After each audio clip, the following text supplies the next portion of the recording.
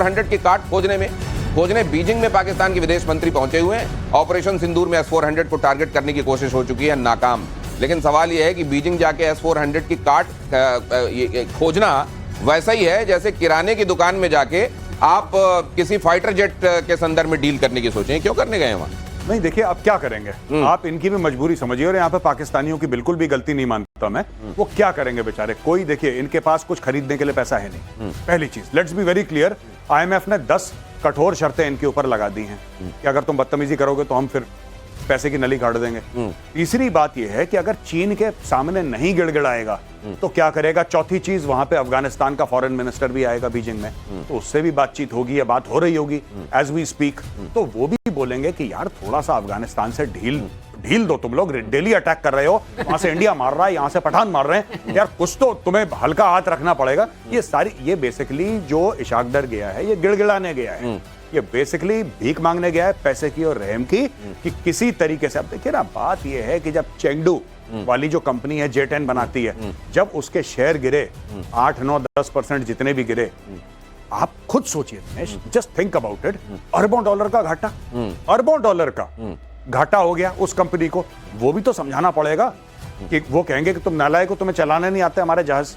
और पाकिस्तानी जो खुशी मना रहे हैं कि भाई इतने गिरा दिए, आप ये मत देखो कि आपने हमारे कितने गिराए, हमने आपके कितने गिराए, छोड़ो, आप देखो शेयर प्राइसेस कहां जा रहे हैं। सिंपल सी बात है, स्टॉक मार्केट झूठ नहीं बोलता। राफेल के शेयर प्राइसेस कहां जा रहे हैं, और तुम्हारे J10 की जो कंपनी है चेंगडू, उसके शेयर प्राइस क्रैश कर रहे हैं। एक और बताएं, बीडीएल के शेयर प्राइसेस बहुत बढ़ रहे हैं। लेकिन आप जब ये सवाल पूछ रहे हैं जी, आप जब आकाश बनाती हैं और वो आकाश का कमांड कंट्रोल सिस्टम बनाते हैं, आप तमाम सबूत रखते रहिए वहां। वो एक चीज कहेंगे, फील्ड मार्शल कौन बना, बस बात खत्म हो जाती है उनकी। पाकिस्तान की एटमी हथियार पर बड़ी मांग, एटमी जखीरे पर IAEA निगरानी रखे।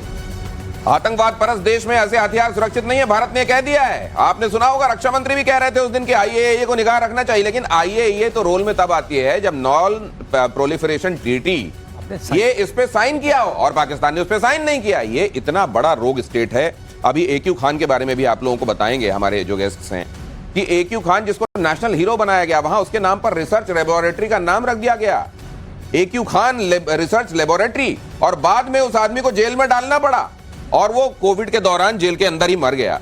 वो है इस तरीके, न जाने कहां से ब्लैक मार्केट में जाके, ग्रे मार्केट में जाके, और इस तरीके के चीजें टिट बिट्स में लाई गई, उनसे अपना न्यूक बनाया गया। चलता भी है कि नहीं चलता, लेकिन उसमें वो हीरो बन गए AQ खान। अब जरा देखिए उनकी जो पॉलिसी, उसमें भी कितना बड़ा फर्क है। यहां जो कमांड अथॉरिटी होती है न्यूक्लियर के संदर्भ, भाई कौन दबाएगा बटन जिसके बाद चल जाएगा हथियार, तो यहां पर दो हैं, एग्जीक्यूटिव है और पॉलिटिकल है। नरेंद्र मोदी पॉलिटिकल के हेड हैं और उधर NSA होते हैं एग्जीक्यूटिव के। और यहां पर देखिए एक ही है, शहबाज शरीफ, और शहबाज शरीफ कहने को है, नाम का है, सीधे सीधे वहां जो आर्मी का चीफ है फील्ड मार्शल साहब अब इस बारे में फैसला लेंगे।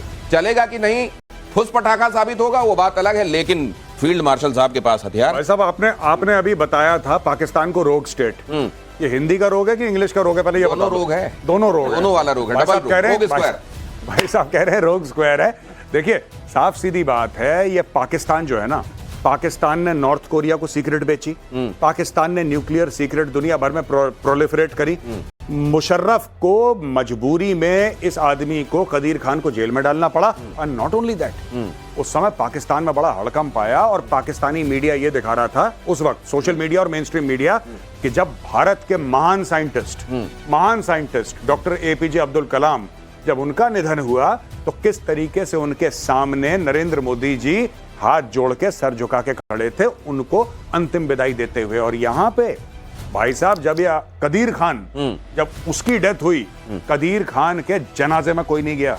बताइए, कदीर खान के जनाजे में, जिसको पाकिस्तानी कहते हैं फादर ऑफ पाकिस्तानी बॉम्ब और फलाना ढिमका, वो उसके जनाजे में कोई ढंग का बंदा नहीं गया, कोई मंत्री नहीं गया। एवरीबॉडी बॉयकॉटेड, क्योंकि सब लोग जानते थे कि भाई साहब अब नहीं करना, इसमें हम फंस जाएंगे, डर के मारे। तो जिसको ये नेशनल हीरो बनाते थे, पहले उसको 10 साल जेल में रखा, या ज्यादा उससे जेल में रखा, और जब मर गया तो दूर से ही टाटा कर दिया कि ठीक है बहुत हो गया, जाओ यहां से। जुल्फिकार अली भुट्टो खोज के लाए थे इनको, नीदरलैंड में रहते थे साहब, वहां किसी जगह काम करते थे, और इनको तर्जुमानी का काम मिला था, वो असल में ट्रांसलेट करने का काम मिला था, कि इनको डच में ट्रांसलेट करने थे पेपर्स। उसी दौरान वो पेपर्स ट्रांसलेट करते करते इन्होंने पूरी टेक्नोलॉजी उड़ाई, पाकिस्तान आ गए। जुल्फिकार अली भुट्टो ने कहा था हम घास पत्ती खाएंगे, बम जरूर बनाएंगे। तो बात सही हुई ना। हाँ, बम तो बना नहीं, वो बटन नहीं दबेगा, कुछ चलेगा नहीं, मैं आपको बता रहा हूँ फिर आपके चैनल पे एक बार पहले बता चुका के लिए तो पाकिस्तान के पास 170 है ना, कुछ नहीं चलेगा, नहीं चलेगा, कोई नहीं चलने वाला है। मैं आपके चैनल पे एक बार फिर बता रहा हूँ। श्रीवास्तव साहब से पहले दिन जब तनाव की शुरुआत हुई, ऑपरेशन सिंदूर असल में जब शुरू भी नहीं हुआ था, तनाव लेकिन चल रहा था, वातावरण में था, मैंने कहा साहब न्यूक है उनके पास,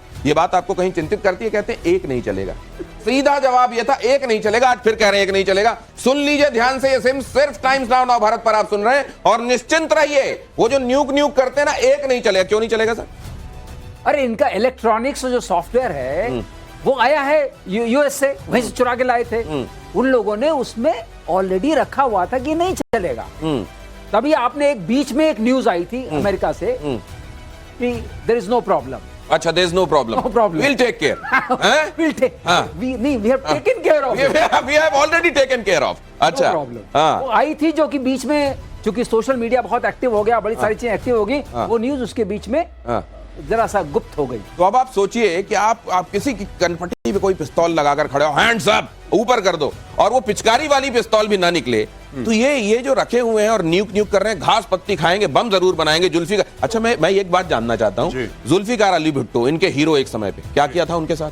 नहीं, इनके सारे के सारे हीरो जो है ना, ये सारे के सारे हीरोज का यही करते हैं ये कि इन्होंने जिन्ना के साथ क्या करा, जुल्फिकार भुट्टो को छोड़ दीजिए, जियाउल हक के साथ क्या किया? नहीं, फातिमा इमरान खान के साथ क्या किया? इमरान खान के साथ जो किया, सर प्लीज मत बोलिएगा, प्लीज यहां मत बोलिए। हाँ सर, फातिमा जिन्ना, जो जिन्ना की बहन थी, उसका मर्डर करवा दिया। ये मैं बता रहा हूं ना, इनके साथ जो भला करे, पाकिस्तानियों के साथ, मैं कोई कड़वी बात नहीं कहना चाहता, पाकिस्तानियों का जो अच्छा करे वो सबसे बड़ा बेवकूफ है, जो पाकिस्तानियों का भला करे वो सबसे बड़ा बेवकूफ है। आप बताइए अमेरिका को क्यों इस तरीके से कहते रहते हैं? बताइए, अमेरिका के वो जो ओसामा बिन लादेन को रखा हुआ था ना इन्होंने। आप कितने सारे देशों को एक साथ टारगेट कर रहे हैं, आप चाइना को भी कुछ कह दे रहे हैं, आप अमेरिका को भी कुछ कह दे रहे हैं, आप साथ में टर्की को भी कुछ कह दे रहे हैं। आप सुनिए ना, चाइना किसकी गारंटी पे आया था?